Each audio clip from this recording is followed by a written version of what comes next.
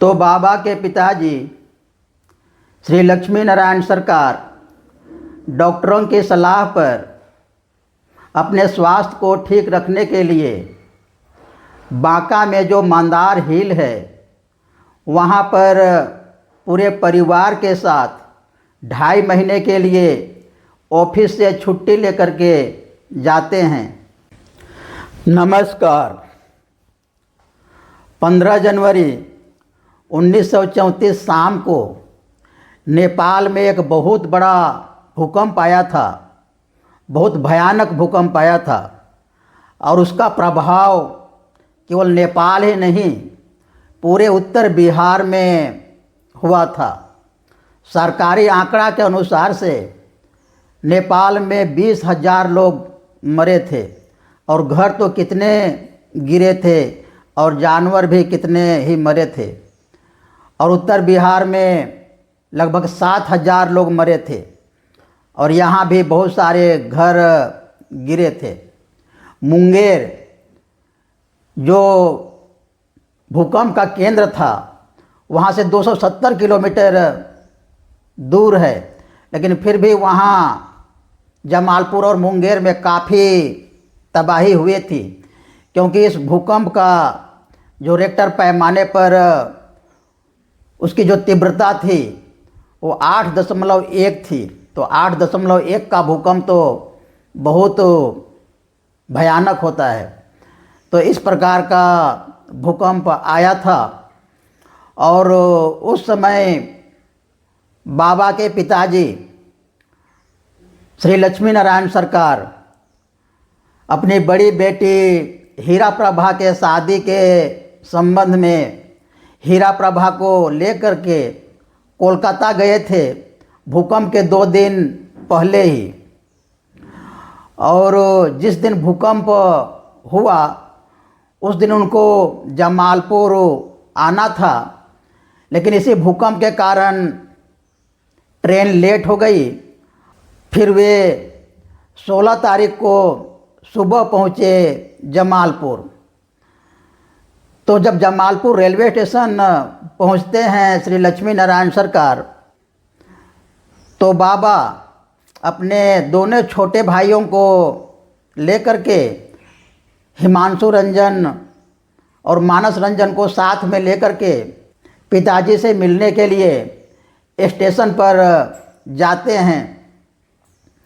और इस भूकंप में श्री लक्ष्मी नारायण सरकार जी का घर का कुछ अंश भी गिर गया था।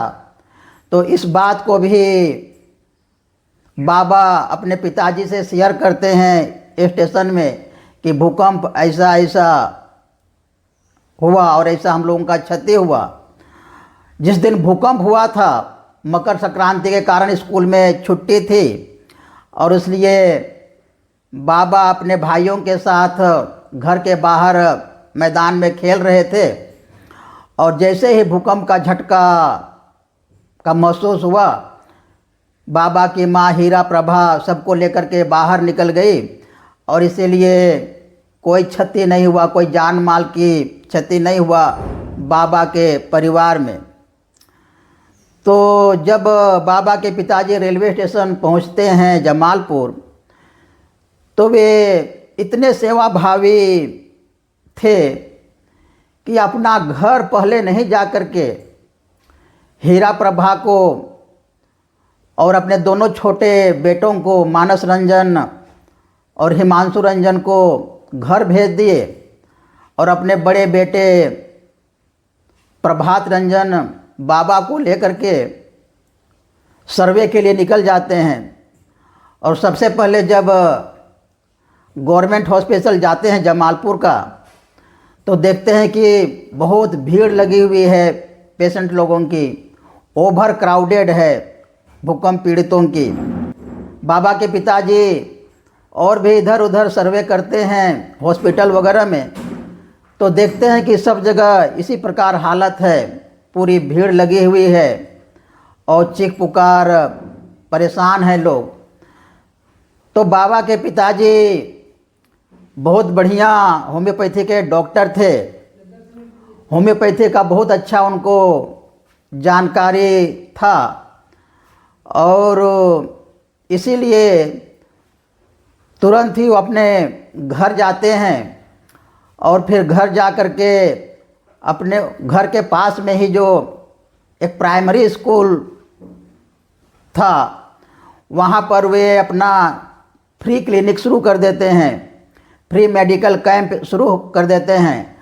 और उस प्राथमिक स्कूल में, प्राइमरी स्कूल में बहुत सारे लोग भी रुके हुए थे जिनका घर गिर गया था और जिनके घर में कुछ टूट फूट हो गई थी, वे लोग वहाँ पर शेल्टर लिए हुए थे। फिर देर शाम को, क्योंकि बाबा के पिताजी का घर गिर गया था, कुछ रहने जैसा नहीं था, इसलिए अपने पूरे परिवार को एक किराए की गाड़ी लेकर के शाम को वे मुंगेर जाते हैं। और मुंगेर में जा कर के देखते हैं कि जमालपुर से भी ज़्यादा तबाही वहाँ है, वहाँ पर और भी ज़्यादा घर गिर गया है और वहाँ पर और भी ज़्यादा लोग परेशान हैं। तो अपने परिवार को वहाँ पर सेटल करके वे जमालपुर का जो रेलवे कारखाना जहाँ पर काम करते हैं, अपने ऑफिस में आते हैं श्री लक्ष्मी नारायण सरकार, और अपने कुछ दोस्तों को भी ले लेते हैं और ऑफिस से छुट्टी लेकर के पूरा इस रिलीफ काम में लग जाते हैं, सेवा के काम में लग जाते हैं और पूरा युद्ध स्तर पर सेवा का काम करते हैं। मेडिकल सर्विस तो देते ही हैं, और भी जो भी चीज़ें आवश्यक थी लोगों को उस समय, उस सब प्रकार की सेवा, सब प्रकार की सामग्री एकत्रित करके लोगों को बांटते थे। और उनके इस काम को देख करके उनसे और भी लोग जुड़ते चले गए। बाबा का उम्र भी उस समय 14-15 साल हो गया था, इसलिए बाबा स्वयं उस भूकंप में अपने दोस्तों के साथ, बाबा के बहुत सारे दोस्त भी उसमें जुड़ गए थे, और बाबा स्वयं अपने दोस्तों के साथ उस भूकंप में बहुत सेवा का काम किए, बहुत रिलीफ का काम किए। तो उनकी इस सेवा भावी काम को देख करके जो मुंगेर कलेक्टर है, उन्होंने पूरा रिलीफ टीम का, यहाँ जो रिलीफ चल रही थी मुंगेर जमालपुर में, उस रिलीफ टीम का इंचार्ज बना देते हैं लक्ष्मी नारायण सरकार को, और पूरा रिलीफ काम जोरों से चलता है। तो इस प्रकार से रिलीफ का काम चलता रहा, और वे इतने बिजी हो गए, व्यस्त हो गए इस रिलीफ के काम में, कि अपना घर का जो एक अंश गिर गया था उसको भी वो नहीं बना पा रहे थे। और इसी कारण उनकी बड़ी बेटी हीरा प्रभा का शादी भी 1 साल के लिए डिले हो गया। इस भूकंप के ठीक 1 साल बाद, अर्थात फरवरी 1935 में बाबा की बड़ी बहन हीरा प्रभा का शादी कोलकाता के एक एडवोकेट रामानी मोहन बसु से हुआ। तो इस रिलीफ के काम में श्री लक्ष्मी नारायण सरकार जी इतने बिजी हो जाते, इतने व्यस्त हो जाते हैं कि अपना शरीर को भी ध्यान नहीं दे पाए, और उनका शरीर थोड़ा कमज़ोर पड़ गया और उनको रुक रुक करके बुखार आने लगा। बहुत सारे डॉक्टर लोगों से वो दिखाए अपने बीमारी के बारे में, लेकिन कोई भी डॉक्टर इस बीमारी को पकड़ नहीं पाए, उनका बुखार को ठीक नहीं कर पाए, और उनको रुक रुक करके बुखार आती रही। और डॉक्टर लोगों ने ही फिर बाबा के पिताजी को सलाह दिए कि भागलपुर के पास बांका में एक मंदार हिल स्टेशन है, वहाँ की मौसम काफ़ी अच्छा है, क्योंकि वह समुद्र तल से 700 फीट ऊंचा है, और वहाँ की आबो हवा, वहाँ की ब्यूटी, वहाँ की सुंदरता बहुत अच्छा है। इसलिए इस बार गर्मी में, समर में आप वहीं पर जाइए और वहाँ पर जाने से हो सकता है थोड़ा जगह चेंज होगा, हवा पानी चेंज होगा, मौसम चेंज होगा, परिवेश चेंज होगा, तो आपके स्वास्थ्य में सुधार होगा। और यह मंदार हिल के बारे में इस प्रकार से कहानी बनाया गया है कि इसी मंदार हिल को जब समुद्र मंथन हो रहा था तो यूज किया गया था, क्योंकि पुराणों में हम लोग देखते हैं कि समुद्र का मंथन हुआ था मंदराचल पर्वत से। तो लोग सोचते हैं, लोगों का मानना है और ऐसा किंवदंती है कि ये जो बांका का मंदार हिल है, जब समुद्र मंथन हुआ था तो इसी पर्वत का यूज किया गया था समुद्र मंथन के लिए। तो इस प्रकार से लोग इस मंदार पर्वत को जानते हैं। यह मंदार पर्वत का व्यू मैं थोड़ा सा आप लोगों को दिखाता हूँ। यह प्राकृतिक सुंदरता से भरा पूरा है और अपने पौराणिक महत्व के कारण लोगों के आकर्षण का केंद्र भी बना हुआ है। यही मंदार पर्वत नामक सुंदर पहाड़ी है। तो ये है बांका का मंदार पर्वत, जहाँ पर बाबा के पिताजी लक्ष्मी नारायण सरकार गए थे। तो बाबा के पिताजी डॉक्टर लोगों की बात को मानते हुए ही मंदार हिल के पास में ही एक घर किराए में लेते हैं और पूरा परिवार फिर वहीं पर लगभग 2.5 महीना रहते हैं सब लोग। बाबा अपने स्वभाव के अनुसार से उस परिवेश का आनंद उठाते हैं और रोज़ ही उस पहाड़ पर चढ़ जाते थे, मंदार पहाड़ पर, और वहाँ पर वो कुछ समय बिताते थे और मेडिटेशन भी करते थे। लेकिन उनके पिताजी श्री लक्ष्मी नारायण सरकार का 2.5 महीना वहाँ बिताने के बाद भी उनका तबीयत में थोड़ा ही सुधार होता है और फिर से सब लोग जमालपुर आ जाते हैं और उनका तबीयत इस प्रकार खराब ही चलते रहता है और वे कमज़ोर होते जाते हैं।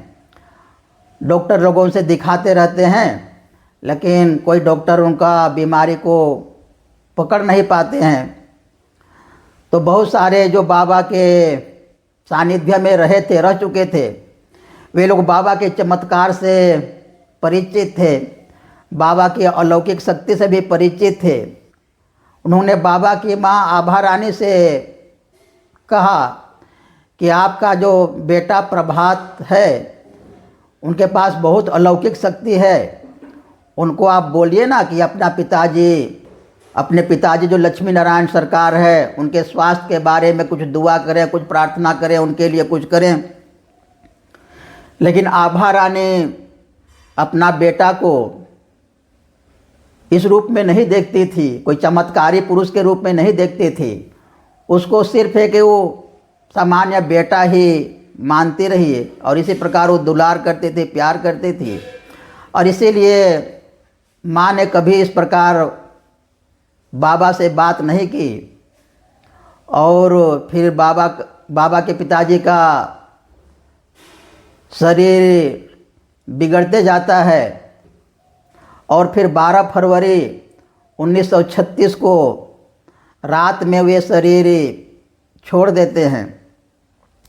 तो इस प्रकार बाबा के जो पिताजी थे लक्ष्मी नारायण सरकार, वे कितना सेवाभावी थे। दूसरों की पीड़ा देख करके, दूसरों का दर्द कष्ट देख करके वो अपना दर्द भी भूल जाते थे। उनका स्वयं का घर गिरा हुआ है, इस प्रकार से भूकंप के काम में अपने स्वास्थ्य का परवाह नहीं करते हुए भी वे इस भूकंप में खूब सेवा किए। इस प्रकार बाबा श्री श्री आनंद मूर्ति जी के पिताजी श्री लक्ष्मी नारायण सरकार पीड़ित मानवता की सेवा करते करते ही अपना शरीर इस संसार से छोड़ते हैं। और इसीलिए वे बाबा के पिताजी बनने का उनको सुयोग मिला। इतना संस्कारी पुरुष होना, इतना महान पिता होना, ये किसी के बस की बात नहीं है। उनका संस्कार इस प्रकार का था, उनका पूर्व जन्म में का संस्कार ही कुछ इस प्रकार का था कि उनको बाबा श्री श्री आनंद मूर्ति जी का पिता होने का सौभाग्य प्राप्त हुआ। और फिर बाद में जमालपुर का जो रेलवे कारखाना है, वहाँ पर बाबा को जॉब मिलती है अपने पिताजी के जगह पर ही।